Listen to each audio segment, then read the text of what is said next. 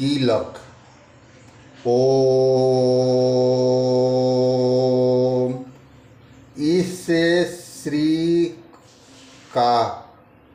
कीलक मंत्र का शिव ऋषि अनुष्टुप छंद श्री महासरस्वती देवता हैं। श्री जगदम्बा जी के प्रीति के लिए सप्तशती के पठांग जब भूत में इसका विनियोग किया गया है।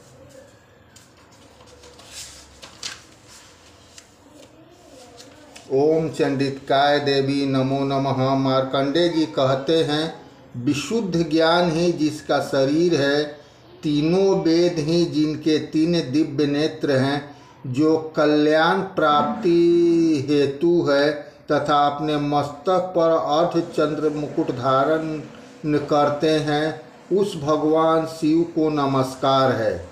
मंत्रों का अभिकीलक है, अर्थात मंत्रों की सिद्धि में विघ्न उपस्थित करने वाले साप रूपी कीलक का जो निवारण करने वाला है, उस सप्तशती स्तोत्र के संपूर्ण रूप से जानना जरूरी होता है। यद्यपि सप्तशती के अतिरिक्त अन्य मंत्रों के जापों में भी निरंतर लगा रहता है, वह भी कल्याण का भागी होता है। उसके भी उच्चाटन और कर्म सिद्ध होते हैं तथा उसे भी समस्त दुर्लभ वस्तुओं की प्राप्ति हो जाती है। तथापि जो अन्य मंत्रों का जाप न करके केवल इस सप्तशती नामक स्तोत्र से ही देवी स्तुति करते हैं, उन्हें स्तुति मात्र से ही सच्चिदानंद स्वरूपिणी देवी सिद्ध हो जाती हैं। उन्हें अपने कार्य की सिद्धि के लिए मंत्र, औषधि तथा अन्य किसी साधन के उपयोग की आवश्यकता नहीं रहती। बिना जप के ही उनके उच्चाटन और समस्त अभिचारिक कर्म सिद्ध हो जाते हैं। इतना ही नहीं, इस संपूर्ण अभीष्ट वस्तुएं भी सिद्ध हो जाती हैं। लोगों के मन में शंका थी कि जब केवल सप्तशती के उपासना से अथवा सप्तशती को छोड़कर अन्य मंत्रों के उपासना से भी सामान्य रूप से कार्य सिद्ध होते हैं, तब इनमें श्रेष्ठ कौन सा साधन है। लोगों के इस शंका को सामने रखकर भगवान शंकर ने अपने पास आए हुए जिज्ञासुओं को समझाया कि यह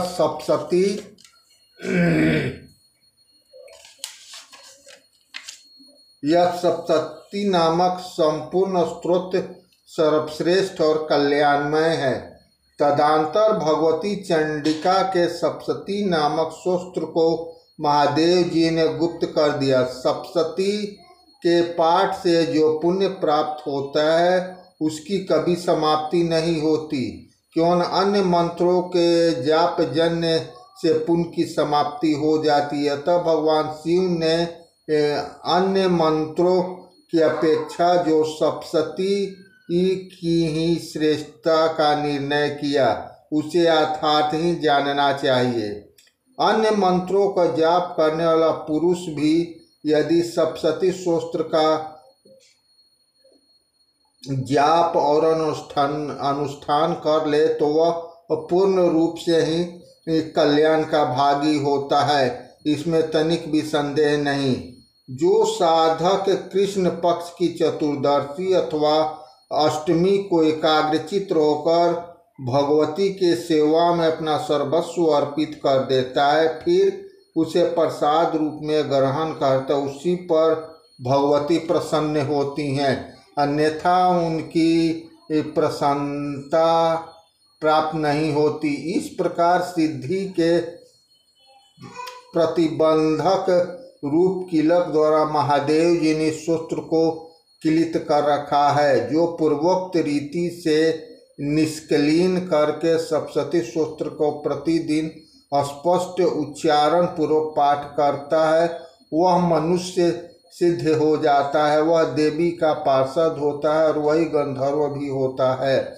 सर्वत्र विचरते रहने पर भी संसार में उसे कहीं भी भय नहीं होता, वह अल्प मृत्यु के वश में नहीं रहे, वह तथा वह देह के त्याग के अनंतर मोक्ष प्राप्त कर लेता है। अतः कीलन को जानकर उसका परिहार करके ही सप्तशती का पाठ आरंभ करना चाहिए। जो ऐसा नहीं करता उसका नाश हो जाता है। इसलिए कीलक और निष्क्लीन का ज्ञान प्राप्त करने पर शस्त्र निर्दोष हो जाता है और विद्वान पुरुष इस निर्दोष शस्त्र का ही पाठ करते हैं। स्त्रियों में जो कुछ भी सौभाग्य आदि दृष्टिगोचर होता है वह सब देवी के प्रसाद का ही फल है। इस कल्याण में शस्त्र को सदा जाप करना चाहिए। इस शस्त्र का मंद स्वर से पाठ करने पर स्वल्प फल की प्राप्ति होती है और उच्च स्वर से पाठ करने पर पूर्ण फल की प्राप्ति होती है।